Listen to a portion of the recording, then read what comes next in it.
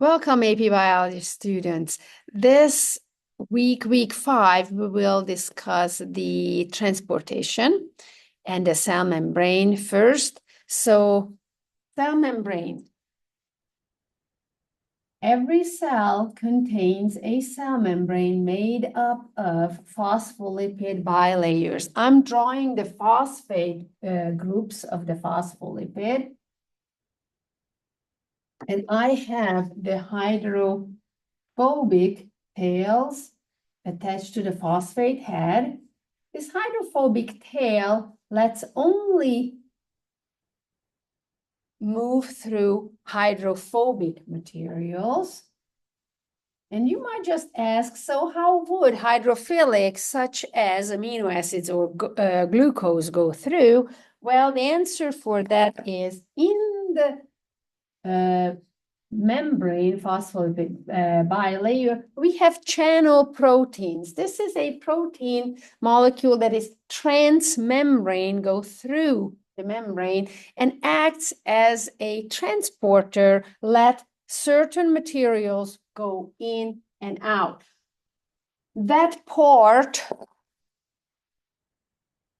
of the protein, for example, this part is hydrophilic part, and the channel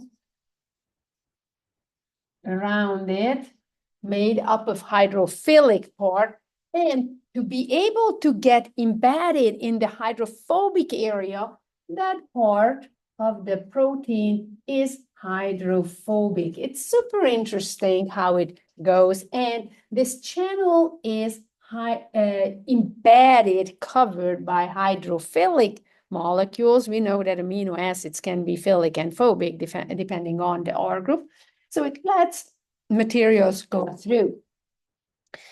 The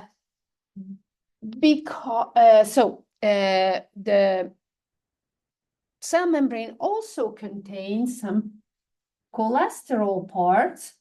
This is cholesterol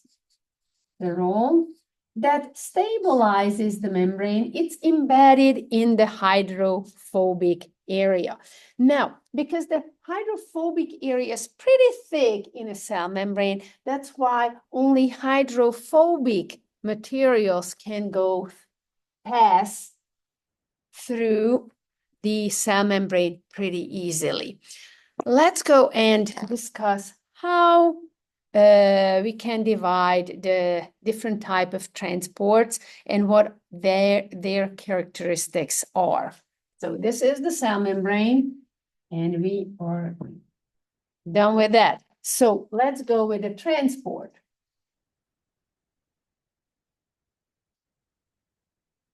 Along the cell membrane, we distinguish a passive transport. Passive because it requires no ATP, no energy from outside. It is driven by concentration gradient. Particles from high concentration go to a low concentration area. The other one is going to be an active transport that requires energy in a form of ATP and moves particles from low concentration to a high concentration area against its concentration gradient. Passive transport. We have 3 different passive transport. Will you see that? Yeah, the simple diffusion.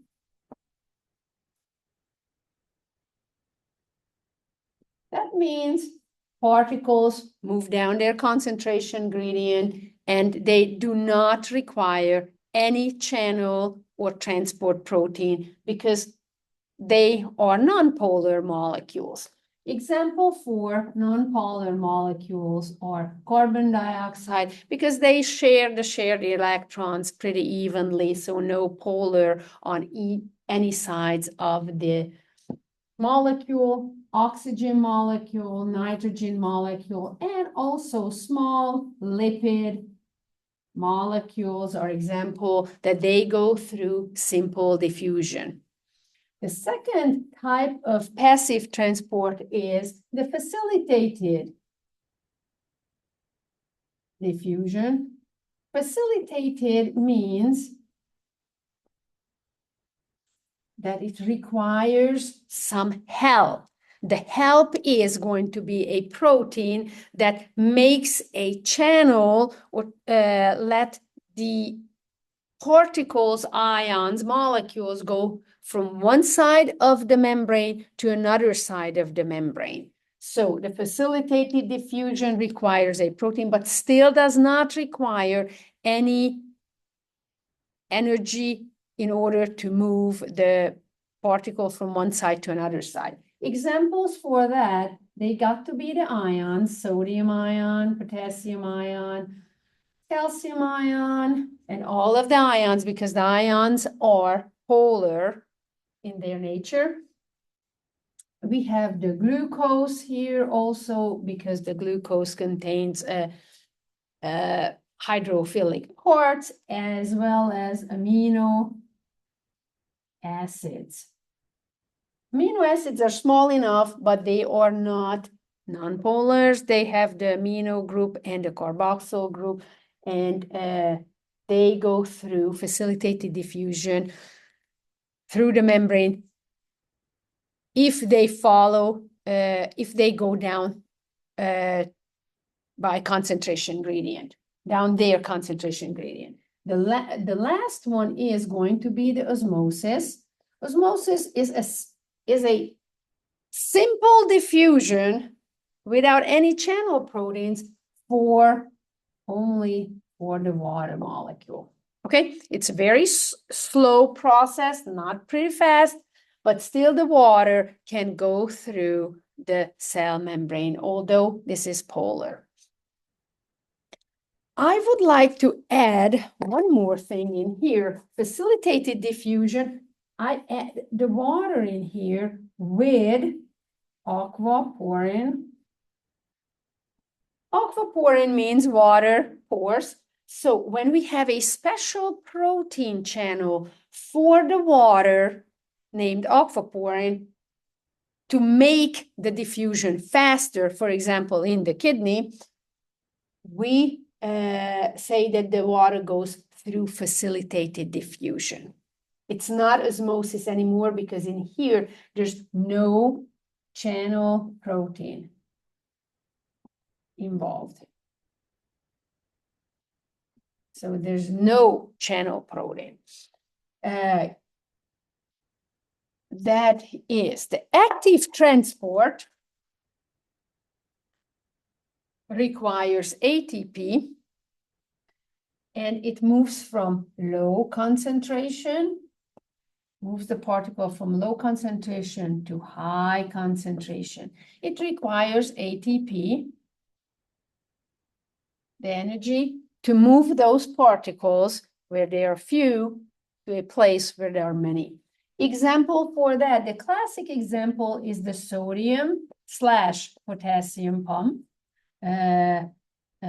When the sodium is moving against its concentration gradient and potassium as well. So we see the sodium and potassium are here in a facilitated diffusion, but at this point they go down their concentration gradient. We are building up the concentration gradient. It moves against its concentration gradient. Okay. The last, what we have to discuss is transport. It's kind of an active because it requires energy, but it's embedded in one way or the other. So we will say the protein transport. The transport depending on not the concentration gradient, but based on which direction the protein moves. If it goes inside, from outside, that will be endocytosis. If it moves from inside to outside, this is exiting exocytosis. It doesn't matter the concentration at that point for the protein transport, but really the direction of the protein. Some examples now. to clear it out for you guys, we have a cell, and let's say it contains many calcium ions inside. The cell membrane is super important to contain a homeostasis for the cell, so the inside can be different from the outside, composition-wise.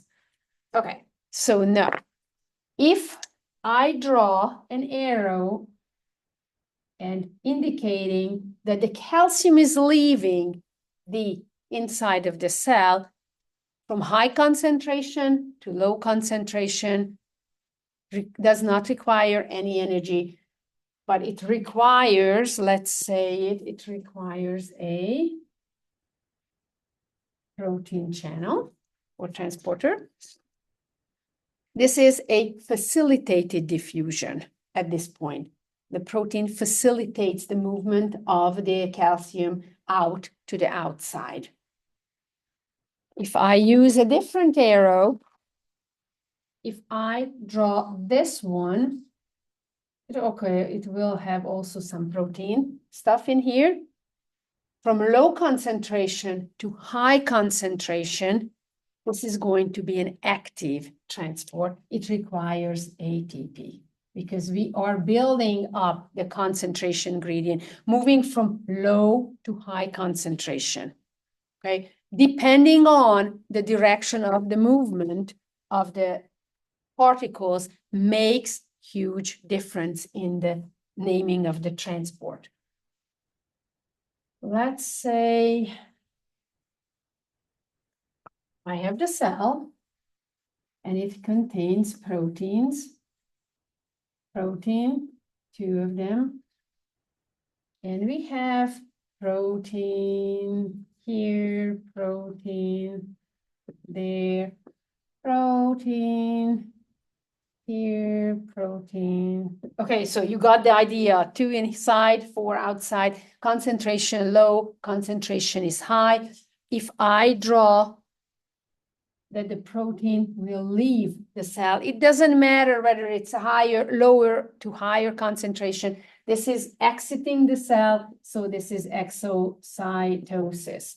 When the protein goes into the cell, doesn't matter high concentration, low concentration. This is entering, so this is endocytosis.